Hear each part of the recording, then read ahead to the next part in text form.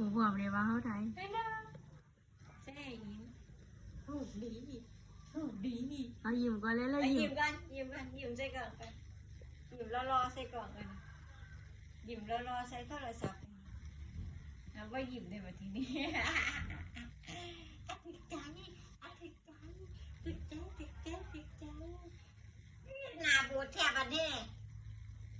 หรือนาบูเท่นาบูเท่ใส่โทรศัพท์ต้องยิ้มเด้อถ้าเราใช้ยิ้มเด้อไอ้ยิ้มรอหน่อยสิค่ะไอ้ยิ้มรอหน่อยสิค่ะไอ้ยิ้มรอหน่อยสิค่ะสิเอ้ยเบิ่งหน้าพี่เบิ่งหน้าพี่ มาเอาดอกไม้